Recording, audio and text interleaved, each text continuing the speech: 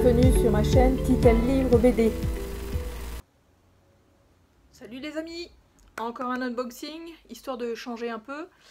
J'aime ça en fait que vous connaissiez effectivement ce qui arrive parce que ça peut vous donner des idées aussi. Moi je sais que c'est effectivement en regardant ma liste Momox que tout d'un coup boum je me dis oh celle-là je l'aimerais bien, ah puis celle-là aussi, puis celle-là aussi, puis celle-là elle est pas chère, ah puis donc c'est ça qui se passe. Donc j'en reçois un paquet. Là en fait en juillet, août, septembre je vais me calmer parce qu'effectivement au niveau sous c'est trop là. Puis en plus j'ai même plus le temps de les lire donc c'est quoi, ça devient franchement ridicule. Bref. Donc j'ai été en récupérer, j'en ai 11 plus 6, mais je vais les faire en 3 vidéos séparées. Je vais vous épargner le déchirage des colis, parce que ça fait du bruit. Puis qu'il faut que je meuble en faisant autre chose en même temps, donc c'est pas le fun. Mais bref, non, c'est marrant. Le premier, c'est celui-ci. Je vais essayer d'éviter de mettre mes doigts dessus. Ça s'appelle La Propriété. C'est dessiné et scénarisé par Rutu Modane. C'est chez Actes Sud BD. En fait, c'est traduit de l'hébreu. L'histoire, en fait, c'est une grand-mère qui va embarquer sa petite fille à Varsovie, en fait, pour aller voir une propriété qui leur serait due. C'est des histoires de famille, d'amour, de trahison, de tout ça, en fait. Donc, les dessins, ça donne ça. C'est quand même assez ligne claire, mais ça a l'air chouette aussi. Je pense que l'histoire va être vraiment intéressante, puis pleine d'humour, d'après ce que je vois. Il y a quand même pas mal d'humour. Donc ça, c'en est un. Un que je voulais depuis très très longtemps et que je guettais sur Momox, mais qui a été indisponible pendant un certain temps, mais tout d'un coup il l'a été, et pour pas trop cher, alléluia. C'est Tourne-disque. En fait, moi je suis tombée amoureuse des scénarios de Zidrou, parce que c'est toujours plein d'humanité, plein de joliesse, plein d'espoir, plein de beaux progrès en fait humains, donc j'aime beaucoup ces scénarios. Donc c'est Tourne-disque de Raphaël Beuchot et Zidrou, au Lombard. C'est l'histoire d'une rencontre entre un musicien célèbre et un mélomane noir en fait dans le Congo des années 1930. Donc ça va être encore une histoire, bon, je suis sûre que ça va être hyper poignant, tout ça. J'avoue que le dessin me semble assez simple pour essayer de redonner effectivement l'idée de l'Afrique, parce que je pense que c'est beaucoup ça. Ça donne ceci. Donc Tourne-disque, ça va être quelque chose de chouette.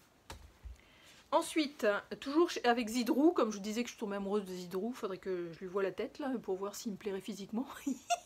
Non, je plaisante. Monsieur Zidrou, vous n'avez aucune crainte à avoir, vous inquiétez pas. Donc c'est Zidrou et Edith. C'est donc Emma J. Whitford. Wildford. C'est l'histoire en fait d'une jeune femme qui est fiancée. Son fiancé part en fait en Laponie pour un voyage, je pense, ou quelque chose qui a trait à son travail. Puis il ne revient pas, donc elle s'inquiète et elle décide de partir à sa recherche. Ça va être encore super parce que c'est toute une quête, tout son voyage et tout ça. Puis en plus la BD est vraiment le fun quand je l'ai vue là, parce que elle se compose comme suit. Donc là elle est comme ça, mais là vous voyez il y a une tranche, puis là il y a une tranche. Mon Dieu, mais comment ça s'ouvre? Et ben ça s'ouvre comme ça. Donc un bout et hop l'autre bout. Et la BD est au milieu. Comme un carnet de voyage en fait. Donc bah faut que je vous montre un peu de quoi ça... Ah, il y a des choses dedans. C'est pour ça qu'il est emballé. Donc le dessin ça donne ça. Pas évident hein, avec 3 volets en tout cas. Donc ça donne ça, donc j'ai aussi hâte de lire ça. Donc Monsieur Zidrou, merci beaucoup. Puis les dessinateurs qui suivent les histoires de Zidrou aussi, super. Ensuite, j'avais commandé le 1 et le 5 et je suis tombée amoureuse aussi du premier parce que je connaissais pas du tout en fait l'humour de Manu Larsenet. Donc j'ai commandé le numéro 2 du Retour à la Terre, donc chez Poisson Pilote. Puis j'ai commandé aussi dernièrement le 3 et le 4 que j'avais pas. Puis le 6, je vais probablement l'acheter neuf en fait à ma librairie. Donc c'est toujours l'histoire de... C'est semi-autobiographique en fait, c'est l'histoire de Larsenet, L-A-R-2-S-E-N-E-T, qui passe de la ville à la campagne. Donc il y a plein de petites anecdotes, c'est des strips de moitié de page en fait, ça se présente comme ça. On a une petite anecdote ici, on a une petite anecdote ici, puis ici, puis ici. Mais en fait, ça se suit, l'histoire se suit, mais c'est des petites anecdotes en fait de vie, donc ça va être chouette.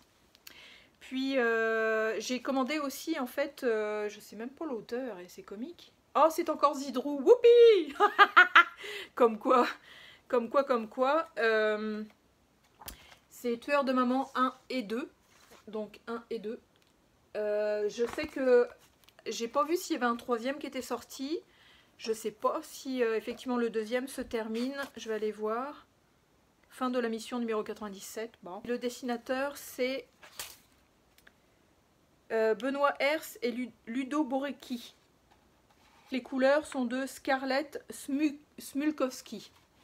Ça fait 3 fois que j'essaye, mais j'ai coupé au montage. Ah. Donc c'est ça. Béatrice, Marie, Valentine, Compiu et Toronto sont 5 ados qui se retrouvent régulièrement dans leur cachette secrète, la chapelle désaffectée de leur école. Ce qui les a rapprochés, c'est une caractéristique commune, l'absence de père à la maison. Du coup, même si elles adorent leur mère, elles ont comme tout ado qui se respecte des tonnes de reproches à leur faire.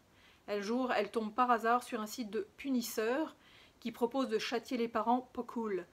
Ouh, super. Ça, je pense que c'est de la BD jeunesse. En plus, le dessin est comme ceci, un petit peu rond. Donc, ça veut pas dire que les adultes aimeraient pas et que ce serait parce que c'est rond et que ça fait un peu jeunesse, mais moi j'aime bien.